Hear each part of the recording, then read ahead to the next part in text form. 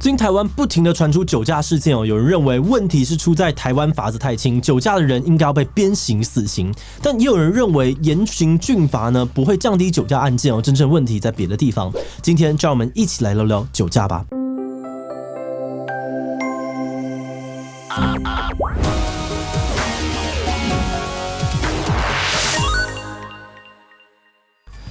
Hello， 大家好，我是志祺。26号当天，在高雄发生了一场酒驾肇事的事件造成了1死3伤的悲剧。而2天之后，知名的相声演员宋少卿呢，也因为酒驾而发生车祸，被移送法办。那么短的时间内就发生了2起备受瞩目的酒驾案件而且2个当事人都是多次酒驾的惯犯，让整个台湾的社会都觉得非常愤怒。不少人就认为酒驾新闻那么多，最大的原因就是刑责太低，零容忍都是在喊假的。不过也有相反的意见觉得加强刑责不会减少问题，要解决酒驾应该要从其他的地方下手。其实我们在2年前就有做一支影片来谈酒驾议题不过因为这2年来法规上面有了不少的改变，而且这个议题真的非常的重要，所以我们决定再来跟大家讨论看看台湾的酒驾状况到底有多严重，而加强刑责真的有办法降低酒驾吗？不过在开始之前，还是按照惯例先让我们进一段工商服务时间。最近志祺基地团队在招募厉害的新伙伴咯，我们想要征求全职的影片内容企划和定期合作的特约作者。那如果你是想要应征全职的影片内容企划，你会加入我们团队，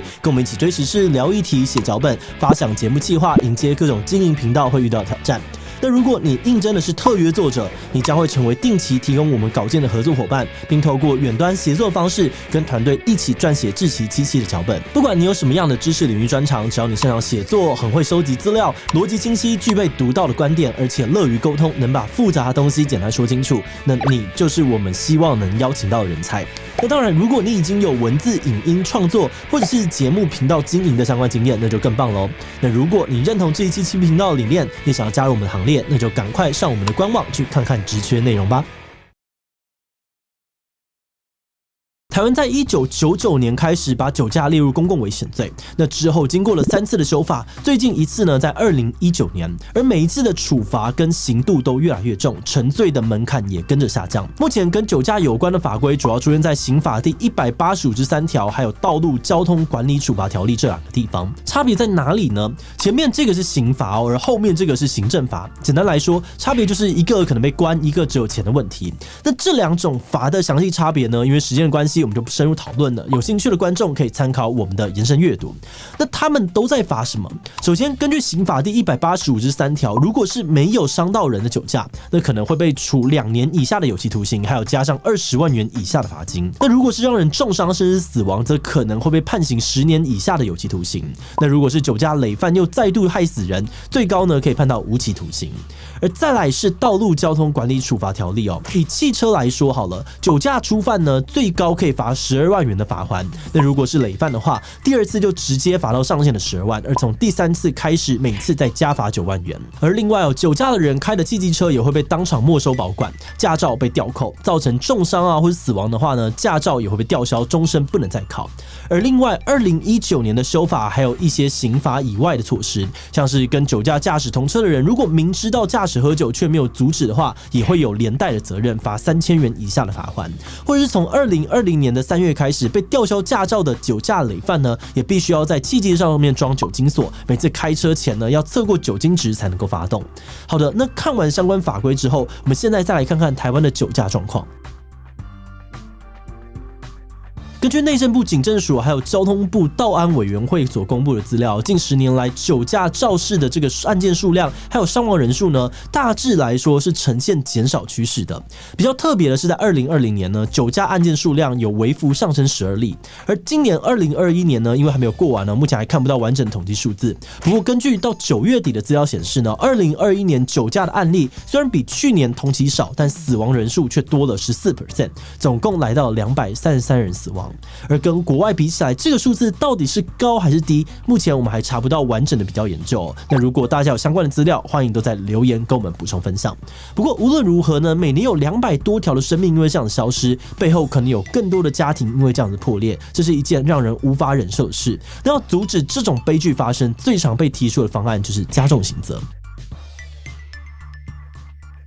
像这一次的事件发生之后呢，就有很多人提到说，应该用鞭刑啊，或是直接吊销驾照、无期徒刑，甚至是枪毙等等，让酒驾的人得到报应。而第一个支持对酒驾加重刑责的理由是为了正义，他们认为会去酒驾然后毁掉人家一生的人根本就是罪无可赦，本来呢就应该要受到相应的处罚。所以如果酒驾的人害别人身体受伤死亡，那当然应该要剥夺他的自由，让他身体感受到一样的痛苦，甚至是夺去他的性命，才能够让坏人罪有应得。而且这样子做呢，也能让受害者啊还有家属感受到公道，至少呢安慰他们在心灵上面的损失。而另外一个支持加重刑责的理由是为了预防犯罪，他们认为有酒驾前科的人呢，只是被罚款根本不痛不痒，那就算是被判刑坐牢好了，也可能关几年就假释出狱。支持重刑的人认为因为这些人都已经酒驾了一次，下次也有很高的几率会再犯，这等于是放了一颗未爆弹在社会上面。他们认为只有无期徒刑跟死刑才能有办法让这些坏人永远跟社会隔绝，保障其他人的安全。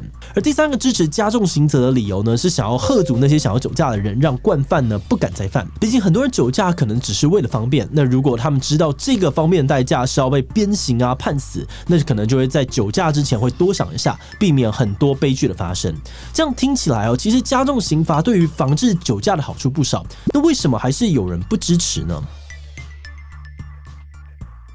不支持加重酒驾刑责的人认为，重刑政策长久看来没有办法降低犯罪率跟再犯率。这是近年来的犯罪学的研究还有统计，大部分都认为加重刑责没有明显降低犯罪行为的功能，而且就算是重刑吓阻犯罪有效，但跟要付出的代价比起来也是弊大于利的。为什么会这样说？因为严刑峻法要有效，前提是要假设犯罪的人是理性的，他知道自己犯罪得到的好处会比需要付出的代价来得高，才会胆敢去犯罪。而严刑峻法的目的呢，就是要为了让这个犯罪的代价变得更高，高到大家承受不起之后，那大家想要犯罪的动机理论上面也会跟着下降。不过这个假设其实没有把人性还有外在的条件的影响考虑进去，因为很多人在犯罪的时候并没有仔细想过会发生什么后果，也根本不知道刑责是什么，或是心存侥幸觉得不会被抓到等等。而这种时候再重的刑责恐怕都未能够抑阻酒驾发生，约束到的反而都是一般比较守规矩本来就不太会犯罪的人。另外有一些反对严刑峻法的人呢，甚至认为说加重刑责不但不能够防治酒驾，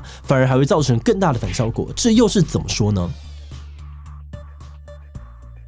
以酒驾来说好了，所有人都知道酒驾是害人害己的，所以在正常情况之下，大家都知道应该要避免这种危险的行为。可是因为种种复杂的原因，最后一定还是有人会去酒驾。那如果现行的法律是酒驾者唯一死刑，那酒驾当事人呢，可能就会在被发现之前就畏罪潜逃，变成更麻烦的肇事逃逸。也有些人指出呢，重刑的边际效益是会递减的，从关10年加重到关20年，大家可能会怕，但是从20年变成无期徒刑，很多人可能就会选择豁出去，做出更危险的行为。那就算是能够把酒驾人都顺利的逮捕归案像是无期徒刑这种刑罚，也会加重监狱的负担，挤压到其他犯人的教化资源，造成更大的社会成本。而另外还要考虑的一个现实问题是受害者跟家属的赔偿问题，因为大部分肇事伤亡赔偿的金额都不小，一个长期被关在监狱里面的人没有稳定的收入，出来之后也很有可能会找不到工作，无法弥补受害者的损失。因此呢，虽然看到加害者被关、被鞭、被枪毙，可能让人觉得大快人心但他实际上可能不止无法减少肇事的几率，甚至还会把单一事件的伤害性变得更大。在进入观点以前，我们要先特别感谢志祺七的所有会员因为有了大家的支持跟赞助，我们才能够持续的运作这个频道，让重要的议题被更多人看见，真的是非常的谢谢大家。那如果你愿意支持我们走得更远，欢迎点击这个加入，或从资讯栏的这个链接加入我们的会员。好的，那话说回来在酒驾重刑的议题上面，其实不管是支持还是不支持的人都同意酒驾毁人一生，但是大家之所以没有办法讨论出一个共识，关键可能是因为双方对于法律有不同的期待。支持重刑的人呢，可能更加侧重伸张正义、处罚犯罪的面向，觉得只有对酒驾的人以牙还牙，才能够让大家以后不敢再犯同样的错，也才能够平复家属内心的创伤。因为这种很强烈的同理感受，他们可能会觉得就是要重刑才符合社会正义。不支持的人呢，去帮这些酒驾说话，纵容酒驾犯。可是不支持重刑的人，应该也不会认为酒驾是对的。对于他们来说呢，可能只是更侧重预防的面向。他们担心加重刑责没有办法减低酒驾，反而还会对家属还有一般奉公守法的人带来更大的伤害，所以才会想要用别的方式去预防。因此，在这两种人想要达成的目标上呢，实际上并没有表面上面看起来那么大的差异。关键在于两边之间掌握的资讯可能不一样，在乎的地方不同，导致出现了不同的主张，甚至是非常激烈的争吵。所以，我们希望这支影片的内容呢，可以成为对话的起点哦，减少互相攻击的状况之后，可能也会让我们的共同目标更容易达成吧。另外，我们认为哦，在讨论酒驾议题的时候，除了争论刑罚要怎么改之外，其实呢，也还有其他可以同时进行的做法，是很值得让我们一起推动努力的。像在韩国呢，他们会要求有卖酒的餐厅对客人进行酒测，客人如果喝酒还要开车，业者就要负责劝阻，屡劝不听的话呢，就要赶快通知警察，否则会连带的受处罚。那这种连坐法呢，在日本也有类似的规定，只要有人被抓到酒驾，那卖酒的人、跟他同车的人，还有汽车的车主，对，也都要一起受罚。这就让防治酒驾变成了全民运动，从源头阻止酒驾的发生。而另外，像是在欧盟啊，或是美国的某些州呢，也有所谓的酒精锁，强制驾驶必须要通过酒测才能够发动车子，几乎可以100% 避免酒驾发生。那在台湾呢，上面这几种做法其实已经有开始在尝试推行了，不过目前还没有很普及。我们认为哦，像是酒驾这种重大的社会议题，如果想要彻底的改变现况，除了要求政府有所作为之外，其实我们自己也有很多可以努力或是配合的地方。比如说呢，在聚餐的时候，先问问朋友今天是怎么来的，如果是自己开车的人，就不要给他碰酒，或是喝完之后主动劝阻他们开车等等，这都是一些可以从我们自己开始做起，简单有效的预防酒驾方式。